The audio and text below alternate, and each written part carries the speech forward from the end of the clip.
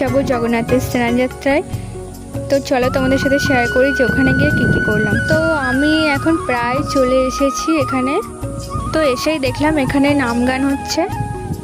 তো এই পুজোর যেটা মেন আকর্ষণ সেটা হচ্ছে জগন্নাথের স্নানযাত্রা, যেটা একটু সকাল সকাল হয়, সেজন্য ওটা তোমাদের দেখানো পসিবল হলো না, কারণ আমি অত সকালে যাইনি। তো তাতে কি হয়েছে চলো তোমাদের দেখায় যে আজ প্রভু জগন্নাথ দেবকে কি সুন্দরভাবে সাজানো হয়েছে। সবাই বলো জয় জগন্নাথ।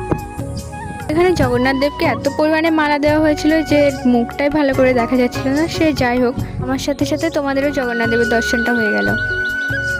তো এরপর আমরা চলে গেছিলাম প্রসাদ পেতে।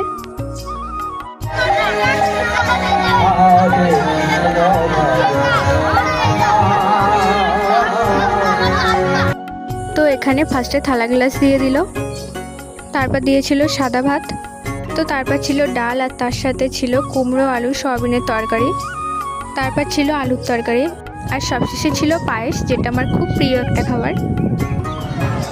তো তোমরা দেখো যে শুধুমাত্র ভগবানের প্রসাদ পাওয়ার জন্য কত মানুষ এক জায়গায় জড়ো হয়। তো এদিকে নাম গান শেষ হয়ে গেছে।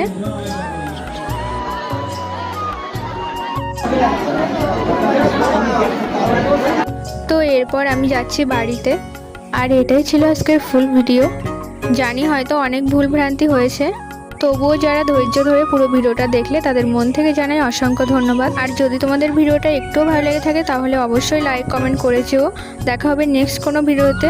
সবাই ভালো থেকো, সুস্থ থেকো, বাই।